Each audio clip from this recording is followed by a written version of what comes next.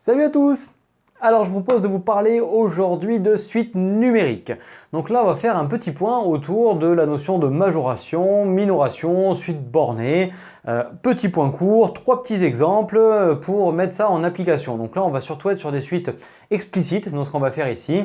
On a déjà d'autres vidéos sur les suites, on t'en met une ici en lien, on en mettra en lien en fin, en vignette à la fin de la vidéo et en description.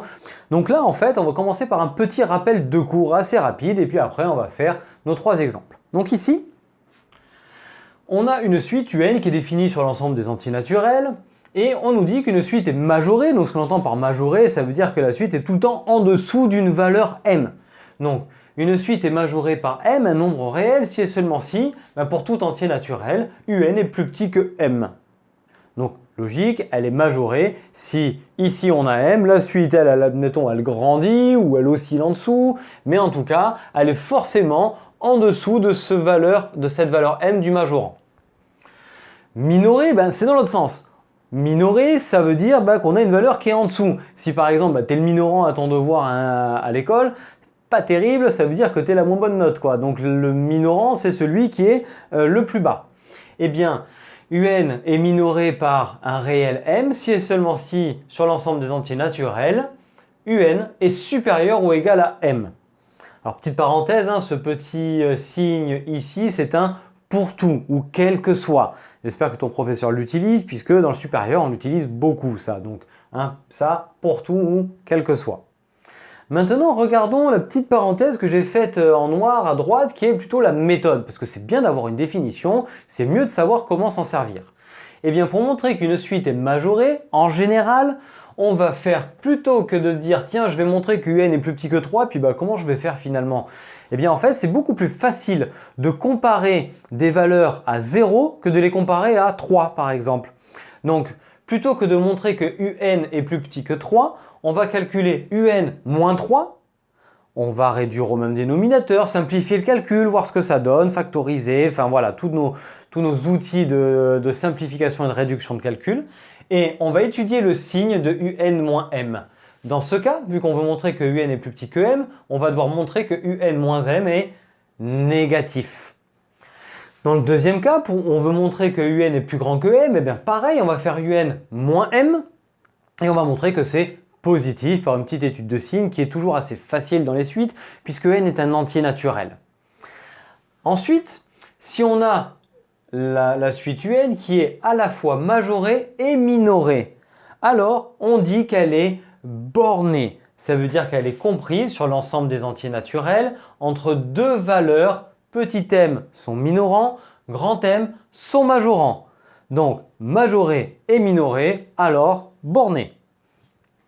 Et évidemment, pour montrer qu'une suite est bornée, si c'est la seule question, que ce n'est pas détaillé, soit on est en terminale et on peut éventuellement faire une démonstration par récurrence, mais si la suite est explicite, on ne s'embête pas, on scinde en deux. On va faire une fois ça, une fois ça. Sauf quand il y a 0 dans un des deux où là c'est plutôt facile, mais s'il y a autre chose que 0, par exemple 1,5 et 5, eh bien d'une part on va montrer que UN est plus grand qu'1,5 en faisant UN moins 1,5 et en montrant que c'est positif, et d'autre part on va faire, pour montrer que UN est plus petit que 5, eh bien UN moins 5, on va simplifier, on va montrer que ça c'est négatif.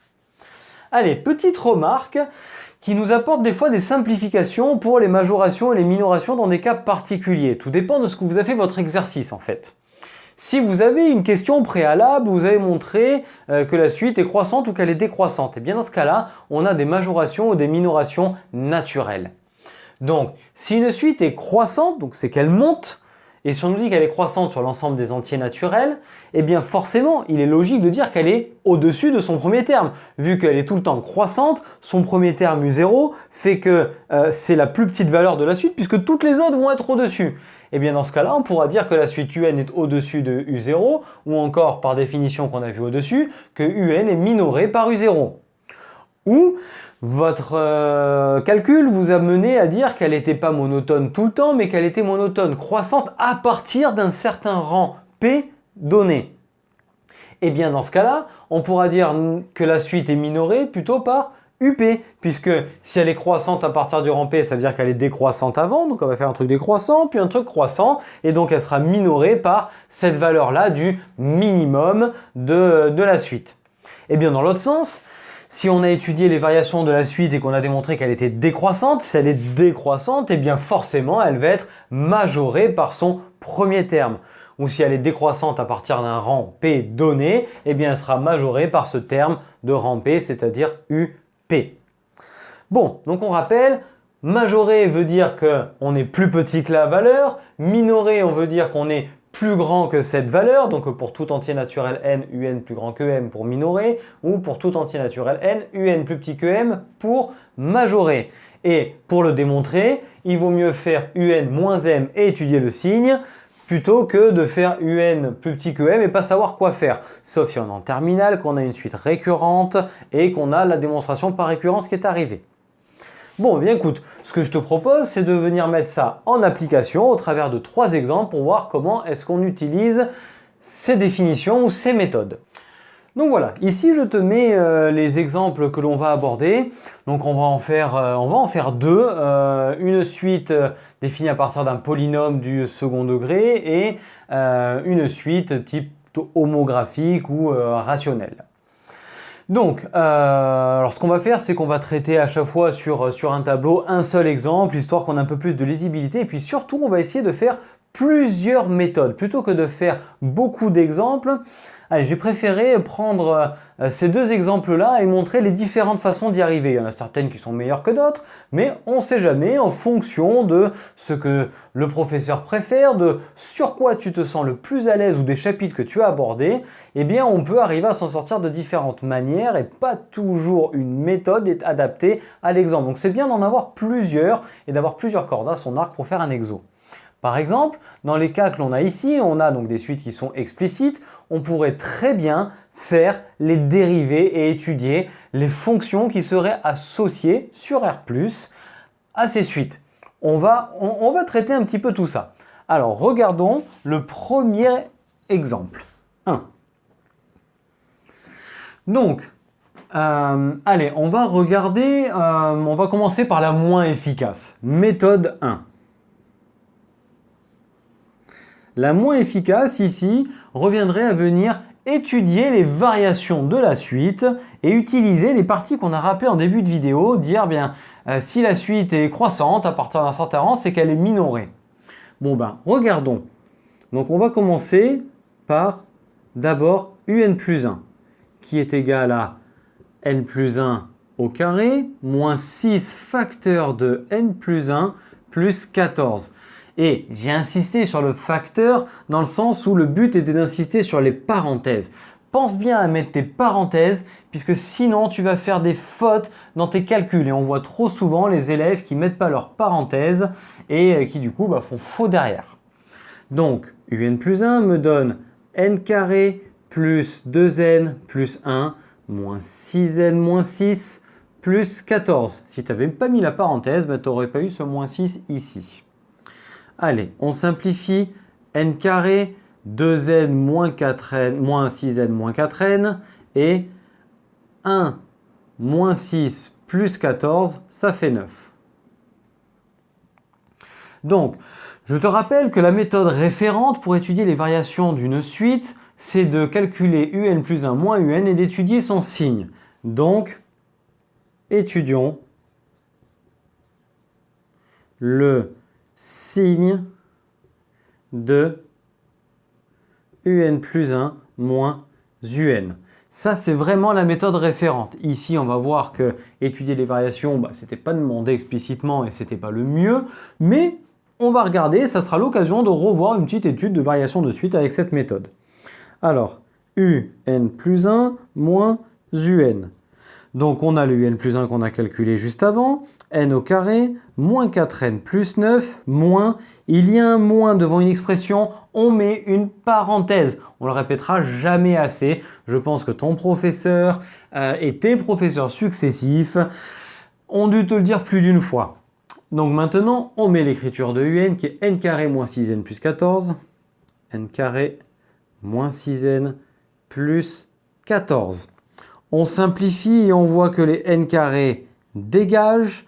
On a moins 4n, moins par moins, plus 6n, donc 2n, et 9 moins 14 moins 5. Donc, on veut étudier le signe. On sait que n est un entier naturel. Donc, rien ne sert de venir faire un tableau de signes ou de faire éventuellement une inéquation. C'est assez logique. On voit que 2n moins 5, ça va plutôt tendance à être positif. Puisqu'on voit que à partir de n égale 3, puis pour tous les suivants, ça sera 2n qui sera plus grand que moins 5. Donc, vu que n est un entier naturel, 2n moins 5 est supérieur à 0 si n est supérieur ou égal à 3. Pour t'en convaincre, remplace n par 0, ça fait moins 5, n par 1, ça fait moins 3, n par 2, ça fait moins 1. Et tout ça, c'est négatif. Donc en fait, de U0 à U1, de U1 à U2, on a une suite qui va être décroissante. Puis à partir du rang 3, on va ensuite avoir une suite qui va grandir. Donc, à partir de là, vu que un plus 1 moins un est positif si n est supérieur ou égal à 3, on va dire que la suite un est donc croissante à partir du rang 3. Voilà. Si la suite est croissante à partir du rang 3, eh bien ça veut dire que U3 minore cette suite. Donc maintenant, en conclusion de ce que l'on vient de faire après l'étude de variation, on en déduit que pour tout entier naturel n, un est supérieur ou égal à U3. Et U3, on le calcule en remplaçant n par 3, ce qui fait 5. On vient de démontrer, en utilisant les variations, que la suite un est minorée par 5. Donc, première méthode, on a abouti. Peut-être un peu longue, mais ça a marché.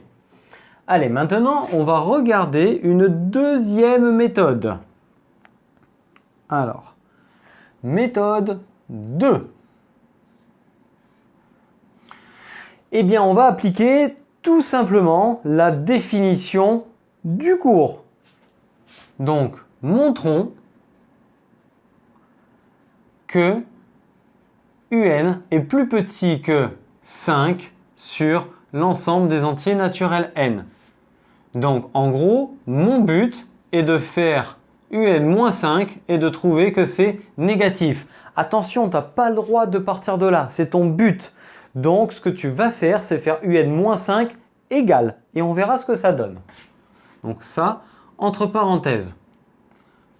Or, un-5 est égal à n au carré moins 6n plus 14 moins 5.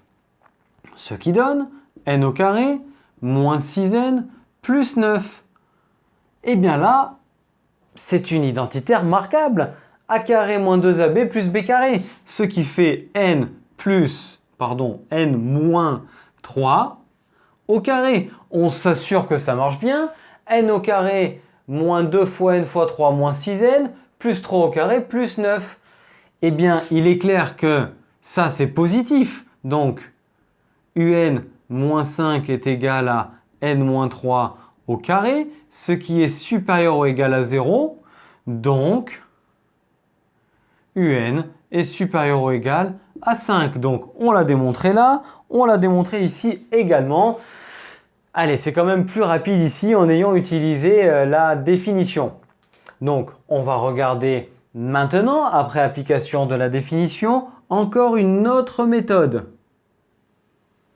Méthode 3. Avec la dérivée ou avec l'étude d'une fonction. La dérivée n'est pas nécessaire puisque c'est un polynôme du second degré. On se rappelle qu'un polynôme du second degré est, si a est positif décroissant croissant, change de variation à alpha qui est égal à moins b sur 2a et en alpha vaut bêta qui est égal à f de alpha. Donc, avec la dérivée, là, on va poser la fonction f qui à x associe x carré moins 6x plus 14 sur 0 plus l'infini. Inutile d'étudier les variations de la fonction avant puisque les entiers naturels sont des valeurs positives. Donc ce qui se passe avant, on s'en fout. Et lorsque l'on a une suite explicite, les variations de la fonction imposent les variations de la suite. Attention, uniquement pour les explicites, pour les récurrentes, ça ne marche pas. Donc, c'est un polynôme du second degré et c'est clairement dérivable sur R, donc sur 0 plus l'infini. On a donc 2x moins 6, c'est-à-dire 2 facteurs de x moins 3. Tiens, encore ce 3 qui apparaît. Ce 3 qui serait tout simplement venu aussi par ton calcul du alpha qui vaut moins b sur 2a, c'est-à-dire 6 sur 2, 3. Ensuite, or, x moins 3 est positif, ça revient à x supérieur ou égal à 3. Donc, f est croissante si x est supérieur ou égal à 3. Ainsi, un est croissante si n est supérieur ou égal à 3 et un supérieur ou égal à u3 qui vaut eh bien, 5 comme tout à l'heure, même calcul. Donc, on n'a pas fait l'étude des variations de la suite par cette méthode qui a été un peu plus longue là. On l'a faite ici en utilisant les variations de la fonction. Et je te le répète, la dérivée n'était pas nécessaire ici. On aurait très bien pu utiliser notre cours sur le second degré. Ça aurait très bien marché. Et ensuite, vu qu'on a montré que un était croissante, on sait donc qu'elle était minorée à partir du rang 3, donc par U3. Allez, ça ressemble un petit peu, mais on a étudié les variations différemment. Allez, je te propose une petite dernière méthode avant de passer au deuxième exemple. Et cette dernière méthode va faire preuve un petit peu de finesse, donc M4. Cette méthode-là, évidemment, on va pouvoir la faire parce qu'on a un polynôme du second degré. Et je te le rappelle, un polynôme du second degré admet ce que l'on appelle une forme canonique. Il y a trois formes pour un polynôme du second degré. La forme développée, qui est celle qui est là-haut, la forme canonique, qui est celle qu'on va faire, et la forme factorisée, une fois qu'on a déterminé éventuellement les racines existantes. Donc là, en venant utiliser, utilisons la forme canonique. On sait que la forme canonique fait apparaître les coordonnées du sommet avec A qui est positif. Donc là, le sommet est un minimum. C'est parfait, on veut montrer que la suite est minorée. Donc si on le trouve un minimum, on va montrer qu'elle est minorée. Bon, eh bien, on a un qui est égal à n au carré moins 6n plus 14. Alors, normalement, la première étape de la forme canonique consiste à factoriser par A. A vaut 1. C'est tranquille, on a déjà ça qui est fait. Ensuite, on te dit que la partie qui est là, c'est le début du développement d'une identité remarquable. Eh bien, très bien, c'est que c'est forcément le début du développement de A carré moins 2AB. Donc, A, c'est n et B, c'est 3. Je te rappelle que le coefficient qui est devant n est toujours 2 fois trop gros puisque c'est le résultat d'un 2 fois b. Donc 2b égale 6, donc b égale 3. Donc on met cette identité remarquable, n-3 au carré qui fait n carré moins 6n plus 3 au carré. Il faut que je le retire. Il n'y est pas ici. Donc je mets moins 3 au carré plus 14. Donc ça, je te l'accorde, on dirait qu'on a compliqué les choses. Mais tu vas voir que ça va faire apparaître quelque chose qui nous arrange bien. n-3 au carré moins 9, puisque 3 au carré, plus 14, ça fait plus 5. Tiens, on a ce 5 qui est apparu. Or, on sait que n-3 au carré est supérieur ou égal à 0 sur l'ensemble des entiers naturels.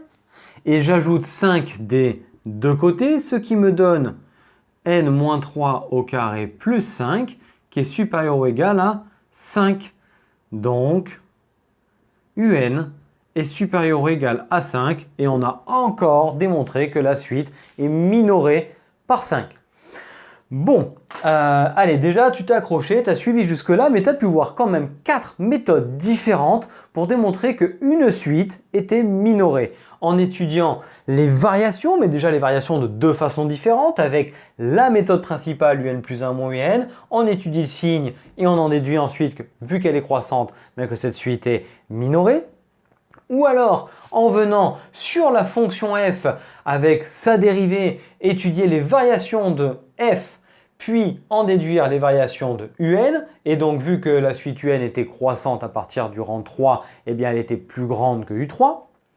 Ensuite, à privilégier peut-être ici l'utilisation de la définition, c'est-à-dire si un est plus petit que 5, ça veut dire que un-5 est négatif, donc on calcule un-5, et on en déduit que c'est positif, donc un est plus grand que 5. Positif tout simplement puisqu'on avait n-3 au carré. Et dernière méthode qui sera valable uniquement dans le cadre de l'existence de suites définies avec des polynômes du second degré, eh bien on a fait la forme canonique de notre polynôme du second degré. Et si a est positif, on aura toujours un minimum. Et si a est négatif, on aura toujours un maximum. Donc on vient de voir là les 4 méthodes pour étudier et montrer que la suite un est minorée par 5. Bon, on va passer maintenant au deuxième exemple. Donc ici, on veut montrer que la suite un est comprise entre -1/2 et 2, c'est-à-dire que cette suite est bornée. Donc, pour faire ce deuxième exemple, on va pouvoir d'une part montrer que un est plus grand que -1/2 et d'autre part que un est plus petit que 2. Donc en fait, on va revenir à la définition. Donc revenir à la définition veut dire qu'on doit scinder en deux temps puisque le faire en un bloc, ça risque d'être un petit peu plus compliqué. Donc d'abord, montrons que un est plus grand que -1/2, c'est-à-dire que le but est d'arriver à démontrer que un plus 1/2 est positif. Et je te le répète, on n'a pas le droit d'utiliser ça. Par contre, on sait qu'on va calculer un plus 1/2. Alors, un plus 1/2 égale. Donc ensuite, on sait très bien que vu qu'on est dans l'ensemble des entiers naturels, les signes sont toujours faciles à étudier. Donc lance-toi dans le calcul et tu verras bien ce que ça donne. Donc 2n moins 1 sur n plus 2 plus 1/2. Bon, là, pas le choix, il faut que tu réduises au même dénominateur, c'est-à-dire cette deuxième fraction, on l'a multipliée par n plus 2, et cette première fraction, on l'a multipliée par 2. Ce qui va donner 2 facteurs de 2n moins 1 plus n plus 2 divisé par 2 facteurs de n plus 2. Pas besoin de développer le dénominateur, on va étudier le signe. Étant donné qu'n plus 2 c'est positif, alors tout va bien. Ce qui me fait 2 fois 2, 4, 4n, plus n, 5n. Ensuite, moins 2 plus 2, ça dégage, divisé par, hop, 2 facteurs de n plus 2. Bon, eh bien, on sait que n appartient aux entiers naturels, donc 5n est supérieur ou égal à 0, et 2 facteurs de n plus 2 est positif. Donc, et 2 facteurs de n plus 2 est même strictement positif. Donc, un plus 1/2 est supérieur ou égal à 0, ce qui veut bien dire que un est plus grand que moins 1/2. On vient donc de démontrer que la suite un est minorée par moins 1/2. On fait la continuité, montrons maintenant que un est plus petit que 2, c'est-à-dire pour but de montrer que un moins 2 est négatif.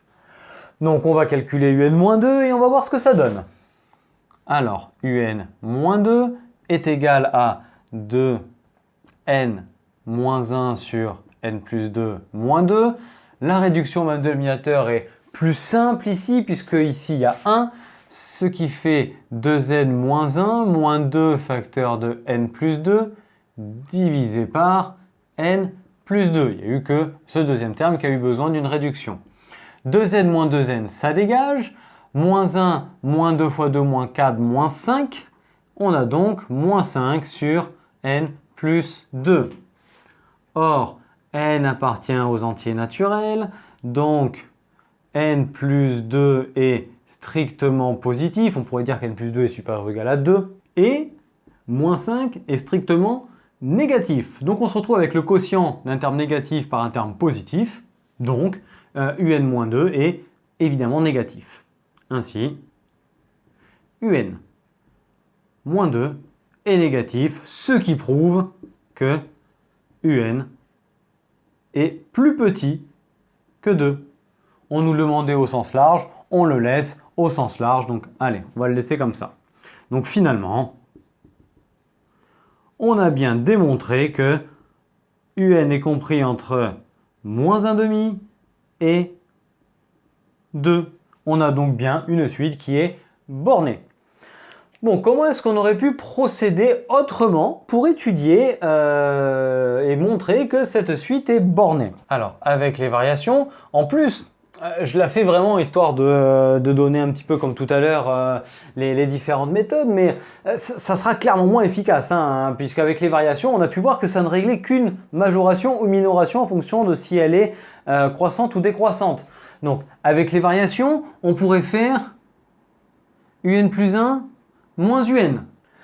Donc là, du coup, je te mets le résultat de un plus 1 moins un, je t'épargne le calcul, mais on peut voir que c'est positif, donc que un est une suite qui est croissante sur l'ensemble des antinaturels, donc minorée.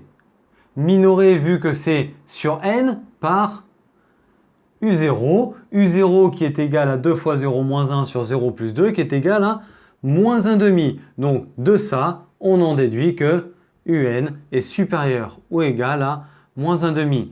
Bon, bah, très bien, mais il nous manquerait quand même à démontrer que un, c'est une suite qui est aussi majorée. Donc, on serait obligé de venir faire ensuite cette partie-là, à moins qu'on connaisse la notion de limite, et là, dans ce cas-là, pourquoi pas, mais a priori, on serait obligé de faire ça. Donc, on sera obligé de faire d'une part les variations ici et d'autre part venir faire ça. Bon, bah, autant faire ça direct. À moins que l'exercice vous ait demandé dans une première question d'étudier les variations de cette suite. Et donc dans ce cas-là, on pourrait en effet surfer là-dessus. Et je t'invite, les petits points que j'ai laissés ici, à t'entraîner à le faire pour voir si tu tombes bien sur ce résultat. Ou alors, avec la fonction. Ou avec f de x qui est égal à 2x moins 1 sur x plus 2, évidemment toujours sur 0 plus l'infini, donc pas de valeur interdite pour cette fonction, tout va bien puisque c'est moins 2 et qu'on n'est pas sur R mais sur R+. Et donc là du coup je te mets l'expression de la dérivée de la fonction. Entraîne-toi à le faire de la forme u sur v si tu as fait évidemment les calculs de dérivée.